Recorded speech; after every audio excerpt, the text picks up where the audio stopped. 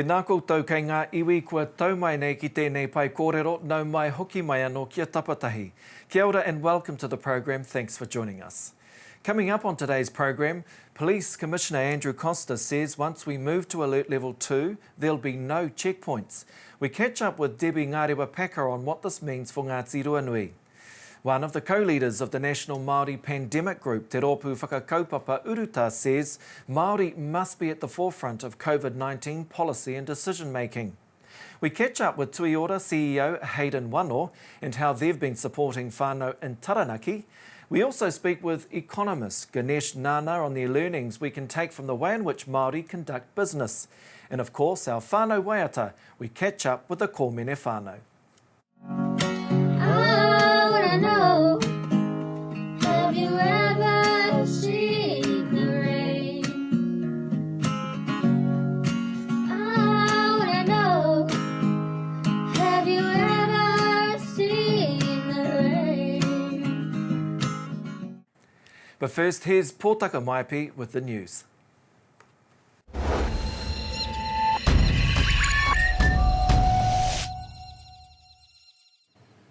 Tēnā koe Shane, kei ngā haua whio o te motu mō tarau.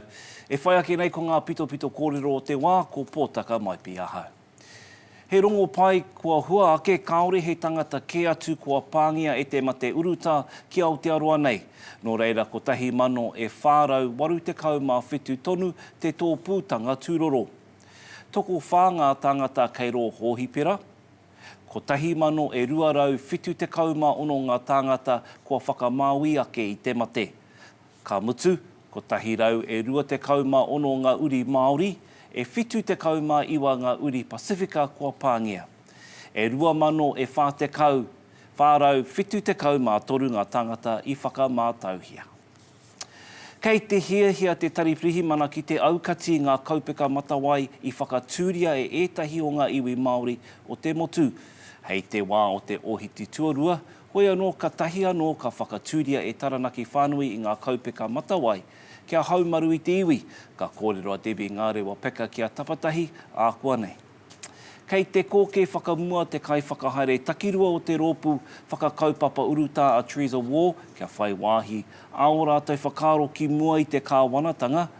Kaore anō te kāwanatanga i tono atu ki e nei mātanga hauora Māori. Ko ngā nehi o te tareti o Waipareira e tū nei ki ngā tūranga o ngā tākuta no muri i te whakamāmātanga ake o ngā ture hauora. E ai ki te tumu whakarai ki a John Tamihere, mā tēnei e tae ai e ngā kaimahi hauora Māori te tiaki i o rātou ake hāpori. We need to flatten access and availability of primary healthcare services, and one way to do that is to ensure that our nurses are honoured and respected with greater delegations. Nā reira, te tohutanga o ngā nehi o te tarati o Waipareira ki ngā tūranga o ngā tākuta, no muri te whakamāmatanga ake o ngā ture hauora. Hei tā te upoko o te tōpūtanga tāpuhi kaitiaki o Aotearoa, tā Kiri Nuku, hei a heinga e whakarangatira ana i ngā nehi. Finally, nurses have been recognised for the mahi that they can do and the contribution that they can make to a health system. Ko John Tamihere rawa ko Kiri Nuku e kōrero ana ki tō mātou kairipota a Regan Paranihi. E whakahaua ana ngā tauira kaiako hoki o te kāreti o Marist kia whakamātauhia rātou mo te mate uruta e iwa te kaumā whā ngā tangata no te kāhui o Marist i pāngia a hei te wiki nei, whiwhi tifiki ai ngā tauira me ngā kaimahi e te tuki ai ngā whakamātautau. Testing has been agreed in a discussion between the School Board, the Ministry of Education, the Auckland Metro District Health Boards and the Auckland Regional Public Health Service. I'm strongly supportive of this initiative and look forward to following the progress of it during the week. Nā ngā here o te mate uruta, kua rere ke ngā mahi whakaako a tētahi o ngā whare wānanga nui katoa o te motu, arā te wānanga o Aotearoa, tērā ētahi wero kua kitea, no tā rātou tahuri ki te ipurangi. Ko te timatanga tēnei o te wiki tuarua, no te whakairitanga o ngā akoranga e rima te kau, a te wānanga ki te ipurangi ma ana tauira rua te kaumano, ko ngā mahi Whakaako, whakairo, rāranga hoki kua rongo i ngā momo wero. Engari hei tā te ururu o Flevo, kua kitea he hua i nā nei. I tēnei wā e ngana nei ngā kaimahi ki te ngā kaioko, ki te tiro ki te ao hou nei me ona paenga ka motu ētahi huarahi hou ki te whakaako. Ka motu mena ko te whakairo te kaupapa, e harite me whakairo i te rāka, engari te rape me whakairo i te hopi. Kāti, koe nā tā te ao Maori e pupuru nei, mo te whānuitanga atu tēnā toro atu ki te ao Maori.news me ngā whārangi o ngā reo irirangi Maori. Ka hoki anō ki a koutou o Tapatahi.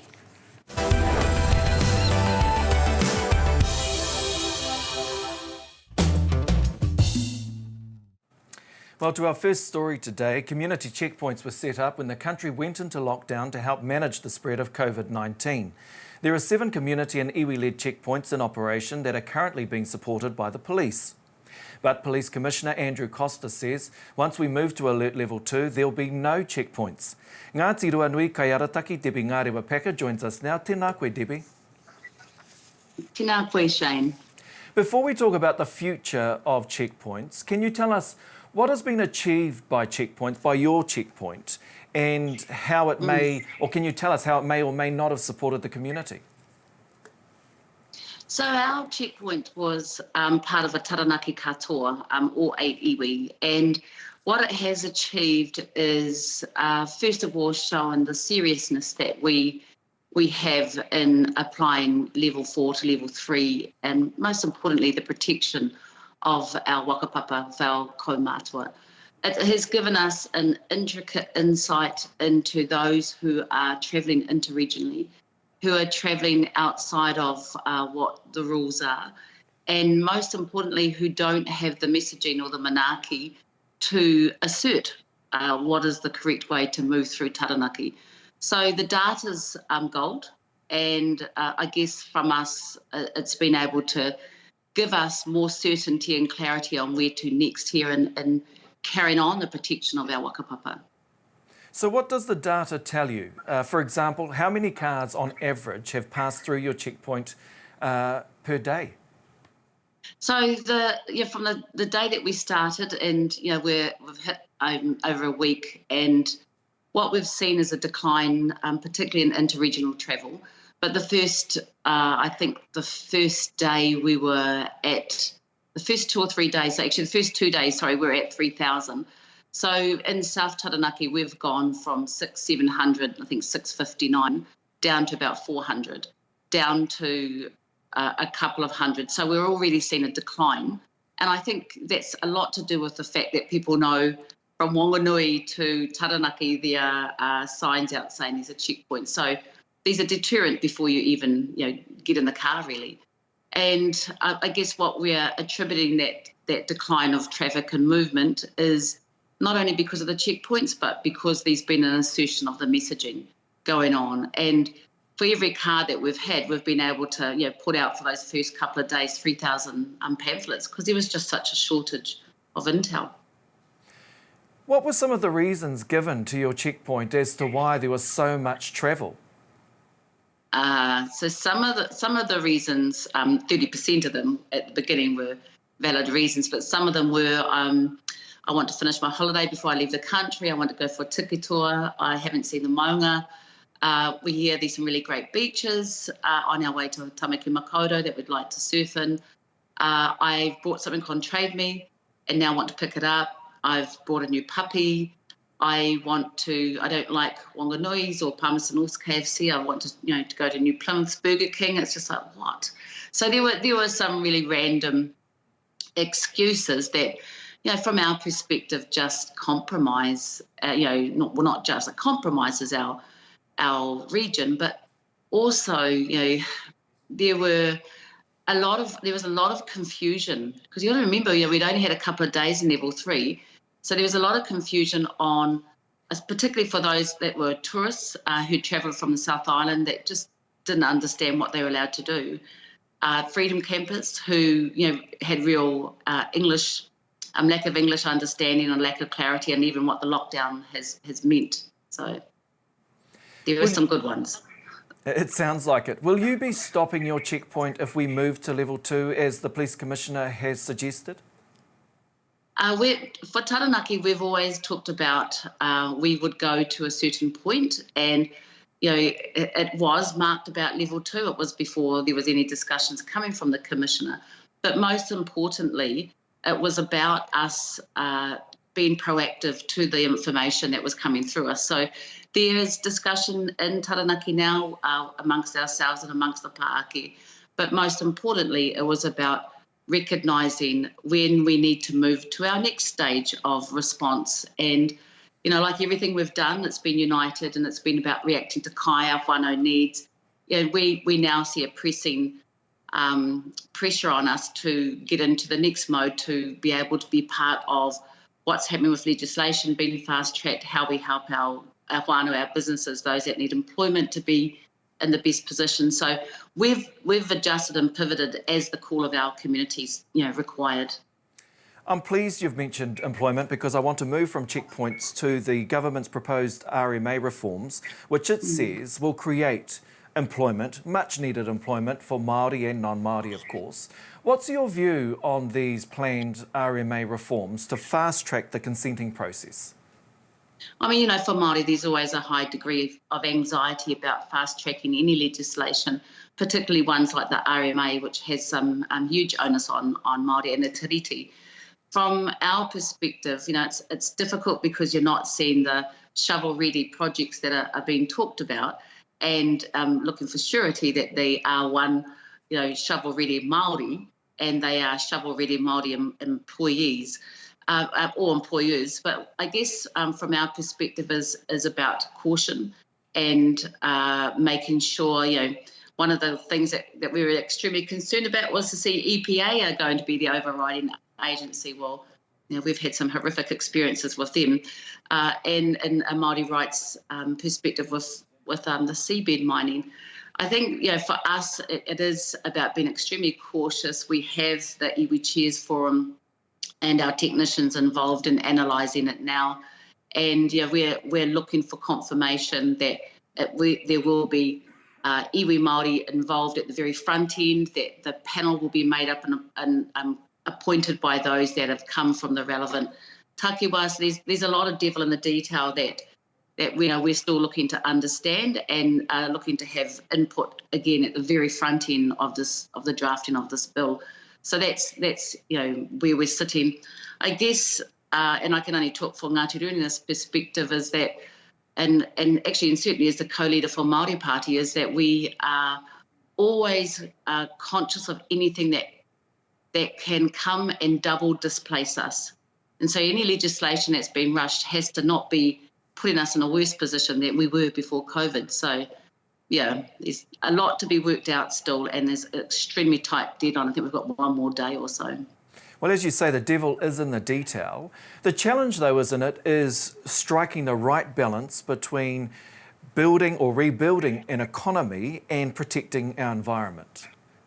That's right. And I think, Shane, this is probably the heightened anxiety around this legislation, is that it is focused on the new norm, and that includes clean infrastructure, not a return to the dirty infrastructure that our mokopuna are going to be landed with. And so I think that's the anxiety. We've always lived the balance. Māori have lived the balance before COVID about reconciling employment and the protection of our environment.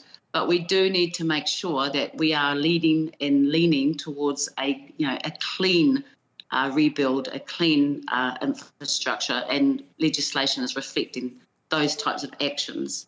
When you see the likes of Judith Collins getting all really excited about changing this legislation, it does nothing but ring alarm bells. So we will be calling all over it, and making sure that that we are forcing a position where we are engaged in it. And not removed from the front end, not removed from the consulting, and not removed as treaty partners from it as well. Debbie Ngārewa Peka, thank you very much for joining us this morning. Ka nui te mihi. Kia ora. Well, we'd love to know your thoughts on today's program. Please post your feedback on our Facebook page or send us an email, tapatahi@maoritelevision.com. And we discuss the opportunity that COVID-19 presents government to change the way that they support Māori health, and we look at the ways in which Whānau Ora is supporting Taranaki communities. Hoki mai anō. One of the co-leaders of the National Māori Pandemic Group, Te Rōpū Whakakaupapa Uruta, says Māori must be at the forefront of COVID-19 policy and decision-making. Teresa Wall says the group hasn't been consulted by key forums like Parliament's Epidemic Response Committee, where expert advice could be given about how government could respond most effectively to Māori. Teresa Wall joins me now. Tēnā koe. Tēnā koe, Shane. What advice would you give the Select Committee in how the government should be supporting Māori health? So I have a quote, and I'm not sure who it's from, but you shouldn't waste a good crisis.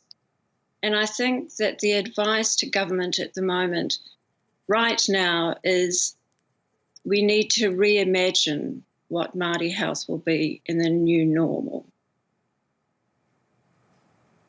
I think the quote comes from Winston Churchill, but I could be wrong. It's a very good quote. Tell us about how we do that. And because you've been in the public health service for some time, right? Well, that was your former role. And so you know what the public health service looks like. You know the areas that need attention and improvement. What does reimagining the Māori health system look like? So reimagining it. So first of all, let's look at see what permissions already exist in the system to achieve equity for Māori and ensure that Māori can participate right through the whole system. So we've got a legislation that requires DHBs to engage with Māori, iwi, Māori and Māori communities in their district. We've got legislation that says reduce or eliminate disparities. So that's been there for over a decade, over nearly 2 decades. We've got policies, strategies that talk about reducing Māori health inequities or achieving equity. We have got Treaty of Waitangi strategy and high-level statements. So those have been embedded in the system. But the reason why I think that we haven't made any traction is because we've had very little implementation policy. So what does it mean to have a high strategy, high-level statements, and what does that look like in the system? And then how does the system operationalise it? And we seem to have this little black box, or quite big black box, that we've not filled. And I think that's the opportunity for government right now, is to think about what they need to do around giving very clear implementation policy. We had the Director General of Health, Dr. Ashley Bloomfield, on the program yesterday, and we spoke about the Ministry's Māori response to COVID-19. And he agreed, as well as the Associate Minister, Pēni Henare, that so much more could have been done. What does that tell you? As you talk about the levers that we have in legislation, you talk about implementation policy still missing. But here we have a ministry that still doesn't appear to be doing what it needs to be doing to respond to the disparities that exist between Māori and non-Māori. So first of all, I think that there's been a small team in the ministry. So that small team has to influence a big machine. And that big machine is really focused on the total population. And it's only at the end of it doing its business that it turns around and says, oh, well, we better think about how we're going to do things for Māori. So that's the first thing, is that there is a Māori voice in the ministry, but their ability, and that's not because of their capability, but it's more about their capacity, and it's more about the willingness of the bigger part of the ministry to listen and heed the advice that they're given. It sounds like it's the common problem, right, that we experience in so many places, is that we're the lone voice. We're part of the minority, even though we are part of the majority when it comes to what needs to be done across the health system and the attention that needs to be given to Māori. Yes, that's right. And part of that is that the system has a requirement to have a relationship with Māori, you know, to have a treaty of Waitangi relationship. And it's used the three principles, partnership, participation and protection. And certainly at the Y2575 tribunal claim and its report identified that perhaps those principles are no longer useful, and that the ministry and the health system should look at putting in new principles. But I think the real issue here is that you can put in a principle, but if you're not clear about what that looks like as you implement it and as you operationalise it, then it just remains a principle, and we're behaving in a principled way, but we're actually not getting any outcome from that relationship. And I think that's the line that needs to be really thought through carefully and implemented. I want to touch on, before we end this interview, because we are running out of time, on Whānau Ora, because we've seen the amazing work that so many Whānau Ora and Māori health providers are doing in our communities, and they really seem to be the unsung heroes during this crisis in the way in which they've been able to mobilise themselves and get support out to whānau. But isn't that, when you look at the quantum that they receive or the support that they receive, isn't that just a drop in the bucket when we look at the billions of dollars that currently sit within health? Yeah, that's it. You're absolutely right. And I think they are the unsung heroes, is that they have gone above and beyond and delivered to Māori communities. But the other thing you mustn't forget is that it's not only Māori communities that they deliver to, they actually deliver to Pākehā, and they deliver to, you know, Pacific and other people. So they're a major player in the protection, particularly in the COVID-19 response, to communities in which they live. And they've not differentiated or discriminated about who they interact with. And it is a drop in the bucket. It is a drop in the bucket. Well, Teresa Wall, thank you very much for joining us this morning. We really do appreciate your time. Kia ora. Teresa Wall there. Whānau Ora providers have been described by the Whānau Ora Minister as doing phenomenal work to support whānau during the COVID-19 crisis. Tui Ora is the largest community-based health and social services provider in Taranaki and has come up with innovative ways to engage and support its community. Tui Ora CEO Hayden Wano joins me now. Tēnā koe, Hayden. Kia ora, Shane. Well, I hope that you just heard that discussion that I was having with Teresa about the amazing work that Whānau Ora providers like yourselves are doing in our communities. What difference do you think you're making in your community in Taranaki? Okay, thank you. Thank you for the opportunity. And look, I think picking up on where Teresa left off, we've been able to respond really quickly with urgency, and we've been able to form connections very quickly because those networks are already well established. So Whānau Ora, we've embraced through our DNA as an organisation, and so that model just fitted so neatly into our communities. So we were able to engage where the wider system typically can't reach, and I think those are the real benefits that we've been able to show. And I think Teresa talked about operationalising policy, and yes, we have some of the slickest policy, I would say, around. But when it comes to actually making it happen, the system kind of gets in the way. And so I think the Whānau Ora networks, from what I'm understanding and how we've responded, makes the best of the situation that we've got. We go the extra mile. We work around the system in many ways to make things happen, and I think it's that adaptability and that agility that has really made a difference. I don't want to dwell on the dollars, but of course there is limited resource that is currently being provided to Whānau Ora, and while there was a top-up in recent weeks to help with your response to COVID-19, isn't that still a key issue for Whānau Ora providers, and that you're still receiving a drop in the bucket? Absolutely.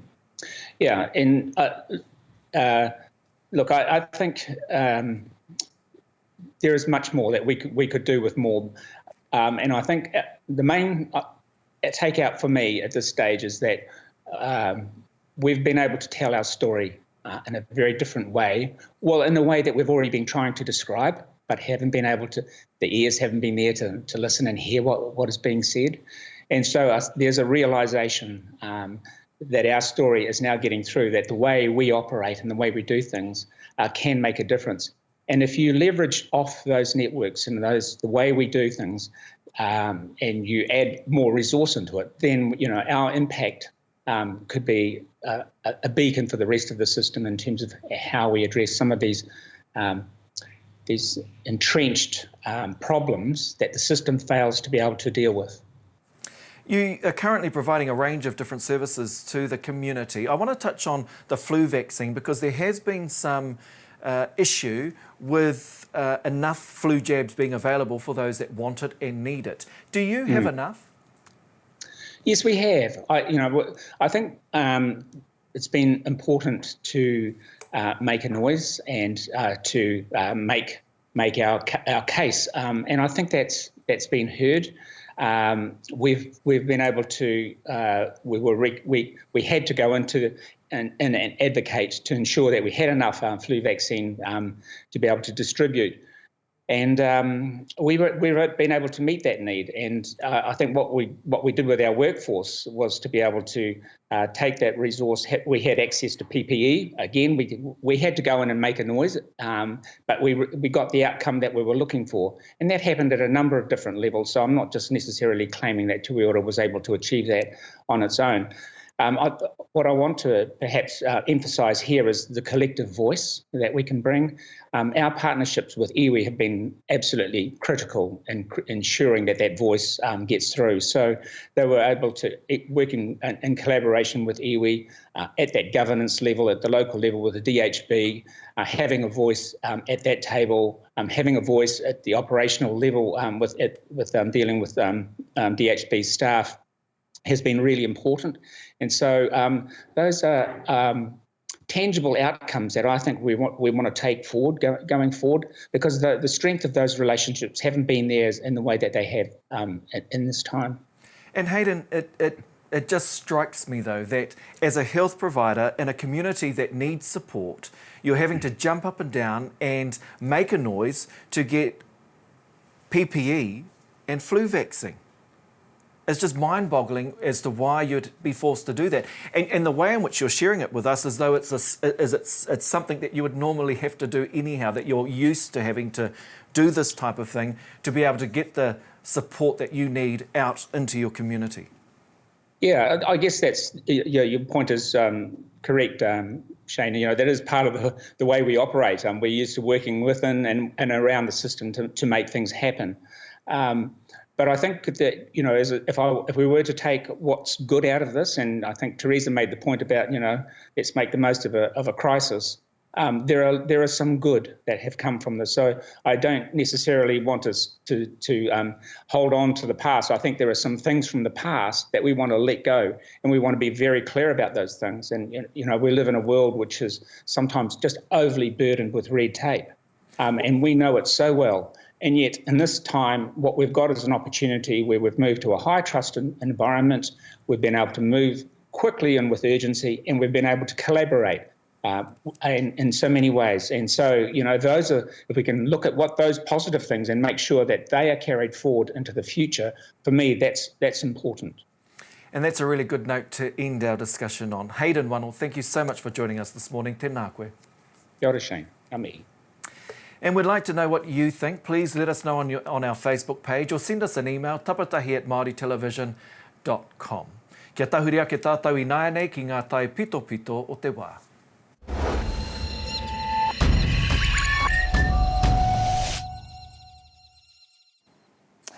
Tēnā koe, Shane.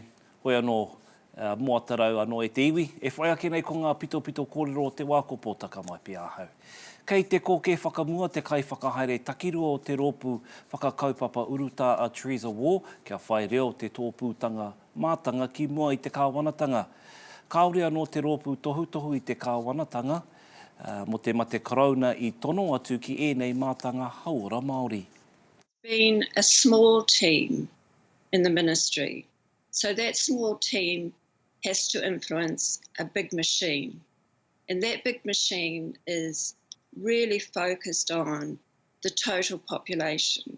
And it's only at the end of it doing its business that it turns around and says, oh, well, we better think about how we're going to do things for Māori. Kei te hiahia te komihana prihimana ki te aukati ngā kaupeka matawai I whakatūria ētahi o ngā iwi Māori o te motu. Ko te whakapai, hei te wā o te ohiti tuarua ka kapi. Hoi anō ka tahi anō ka whakatūria e taranaki whānui I ngā kaupeka matawai e whitu kia haumaru I te iwi. Nei te māngai no taranaki a Debbie Ngārewa Peka kia Tapatahi. There's discussion in Taranaki now amongst ourselves and amongst the Pāake. But most importantly, it was about recognising when we need to move to our next stage of response. And, you know, like everything we've done, it's been united and it's been about reacting to kai, our whānau needs. You know, we now see a pressing pressure on us to get into the next mode to be able to be part of what's happening with legislation being fast-tracked, how we help our whānau, our businesses, those that need employment to be in the best position. So we've adjusted and pivoted as the call of our communities, you know, required. Noho tonu ki Taranaki, kei te mihi manahau te minita Whānau Ora a pēni hinare ki ngā kaiwhakahaere a iwi o Whānau Ora putano I te motu. Ko Tui Ora te rātou ngā hauora nui ake ki roto o Taranaki. Nei a Hayden Wano, te Tāhuhu Rangapū. We've been able to respond really quickly with urgency. And we've been able to form connections very quickly because those networks are already well established. So Whānau Ora we've embraced through our DNA as an organisation, and so that model just fitted so neatly into our communities. So we were able to engage where the wider system typically can't reach. Tēnā koe, Hayden. Kāti koira ngā kaupapa matua mō tēnei wā, ka hoki anō kia koe, Shane.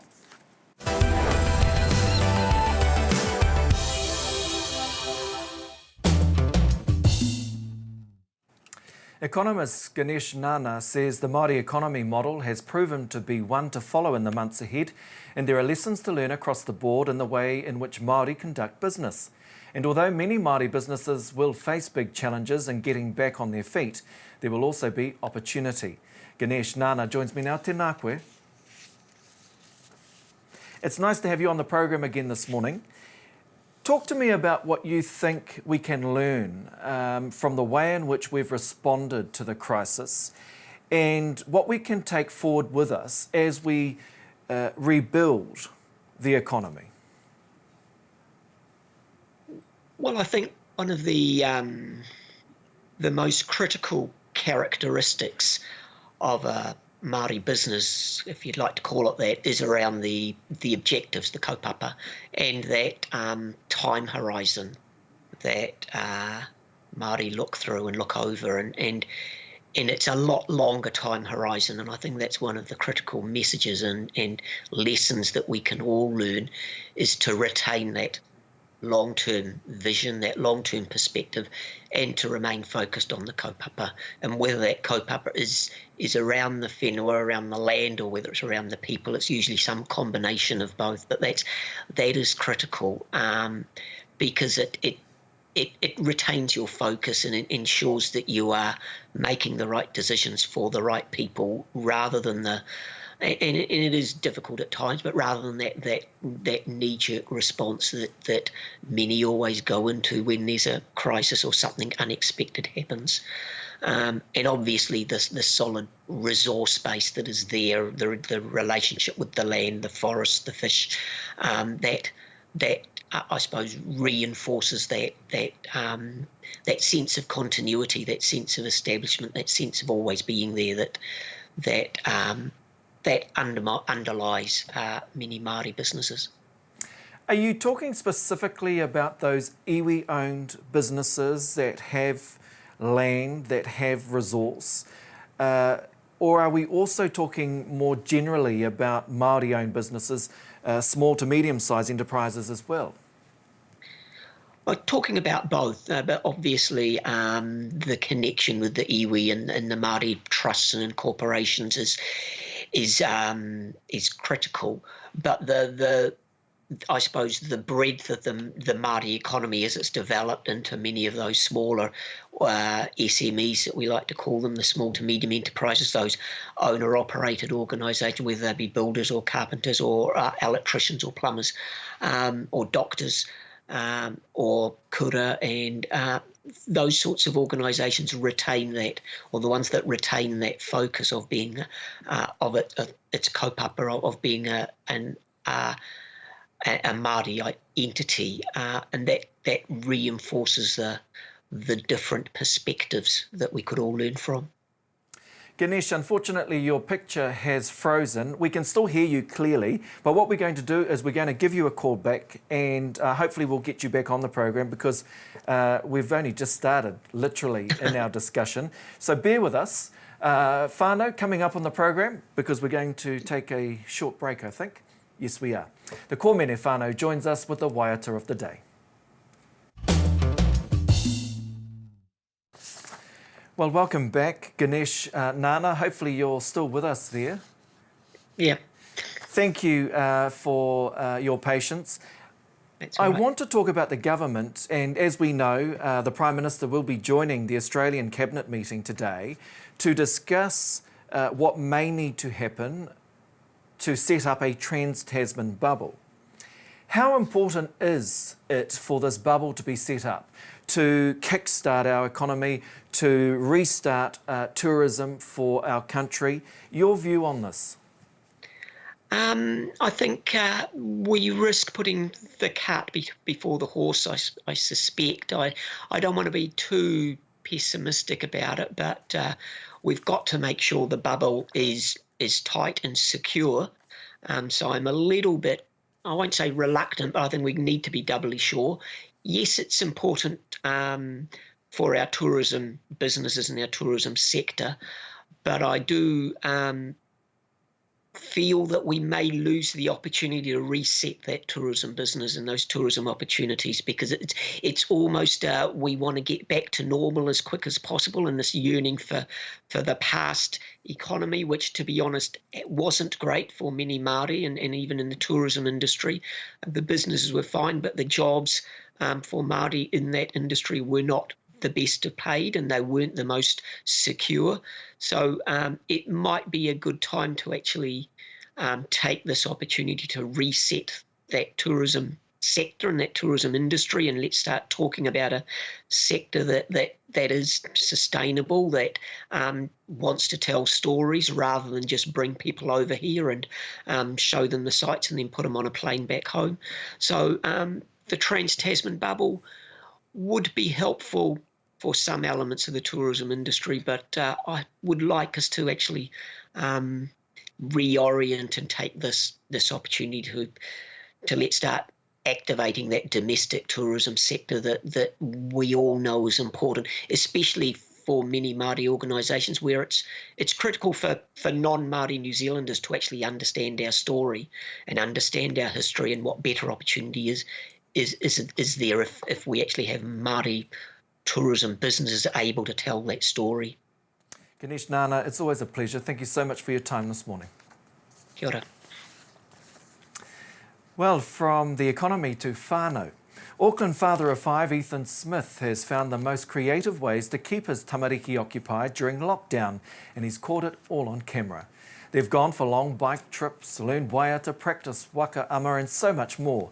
Ethan and his tamariki, Taiko, Quinn, Manawa, Kaha, Summer Rose and Griffin shared with us some of the highlights.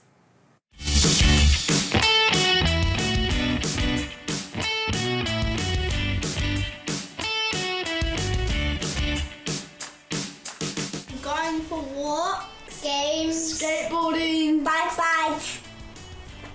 On the trampoline. On the trampoline. On the trampoline. And we've been going for bushwalk, bike rides, walking. All sorts, skateboarding.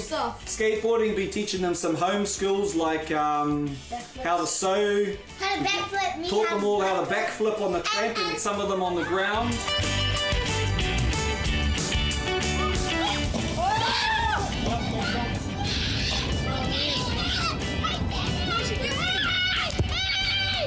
During this unprecedented lockdown, which we haven't had before, it's a good time for families to actually get out there and make memories together, because this might not happen again.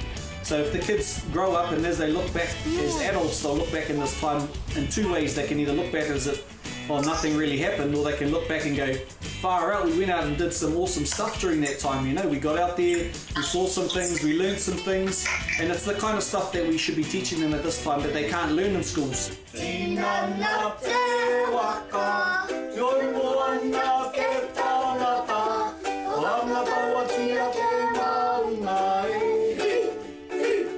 Practicing lots of waiata. Yeah, have you guys enjoyed doing those whānau waiata? Yeah. Learning a bit about their whakapapa and learning a bit about different tupuna, and so that's been good fun as well, I think. Well, I've had fun. I think these guys... Have you guys had fun doing that? Yeah.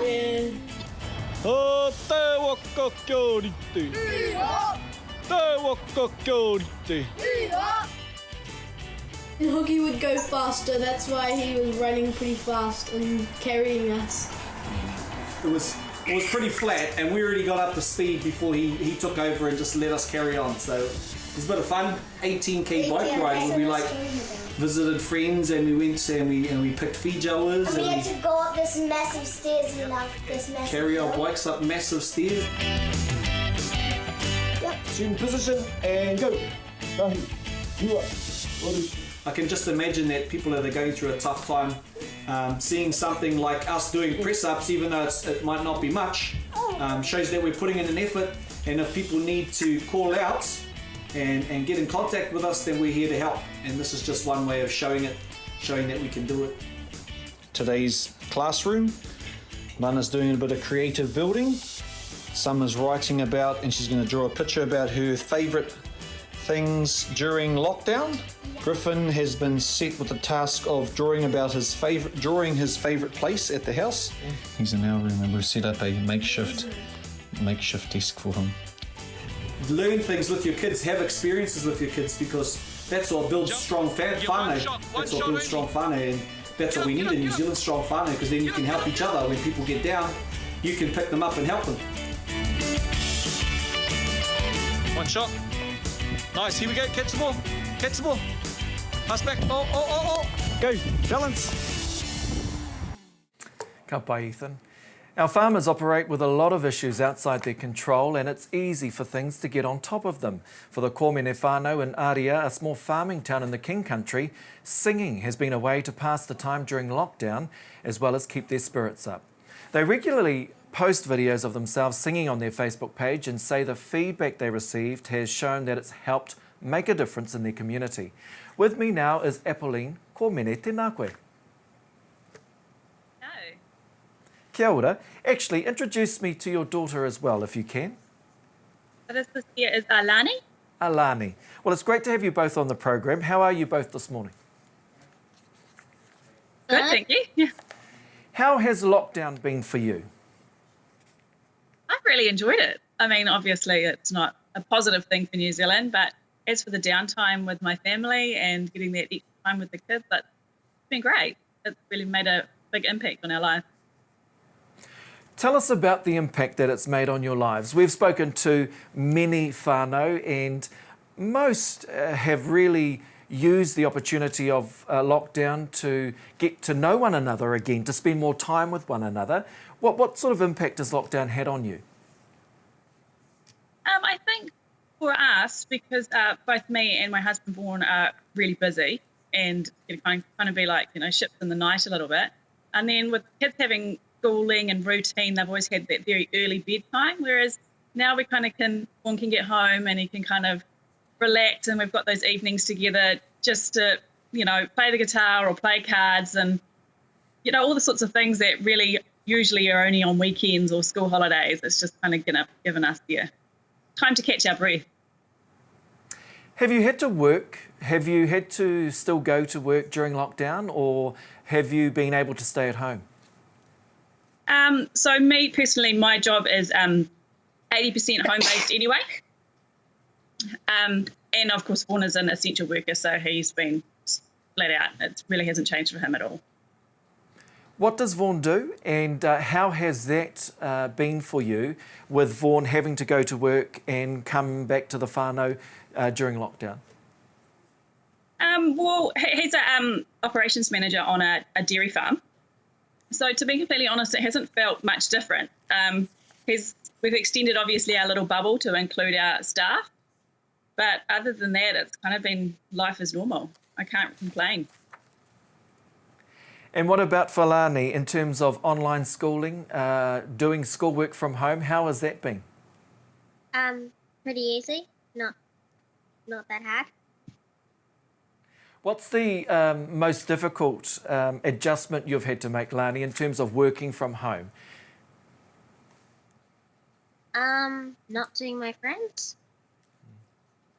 Yeah, I have to say that's been probably the most common answer we've received on the program, especially from tamariki, not being able to see their friends and spend time with them. So that's been pretty hard for you, Lani?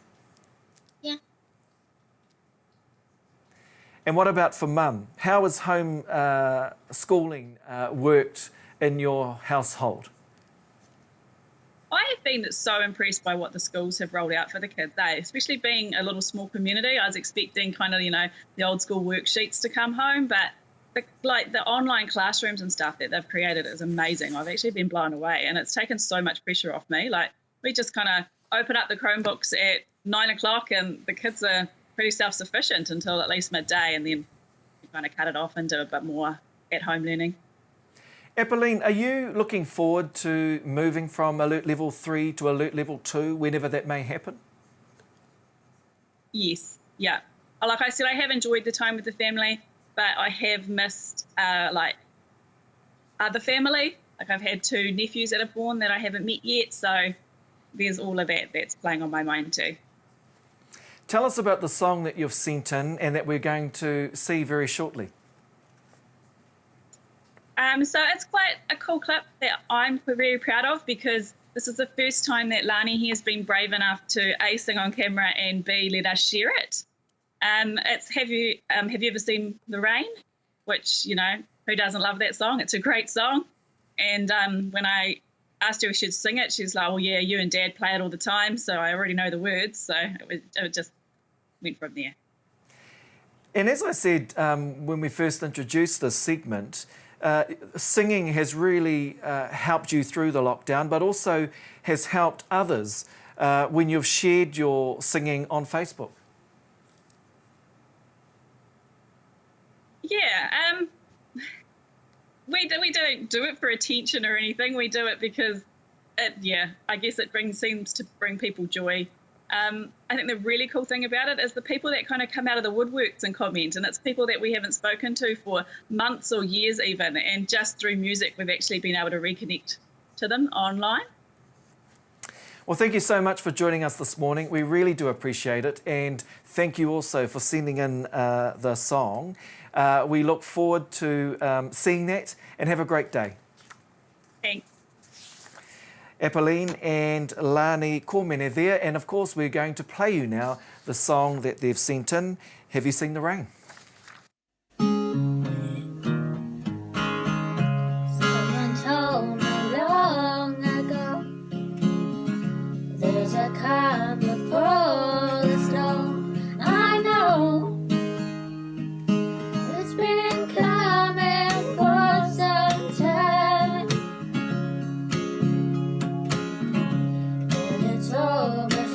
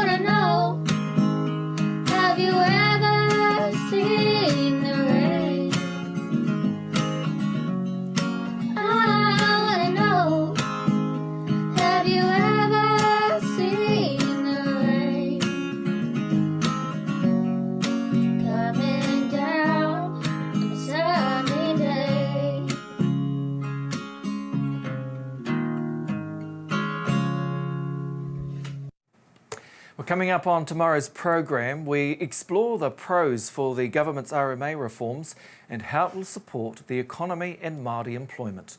We also bring you a story of a weaver and artist who weaved a kono or flex basket every day during the 33 days of lockdown. And a big ups to Taika Waititi, who's been confirmed to direct the new Star Wars film, Ka nui rā te mihi ki a koe. Well, thank you to all our guests. Thank you also for joining us today. Koe nā a Tapatahi mo tēnei rā, kia piki te ora, te kaha me te māramatanga ki a koutou katoa. Hei kona mo tēnei wā.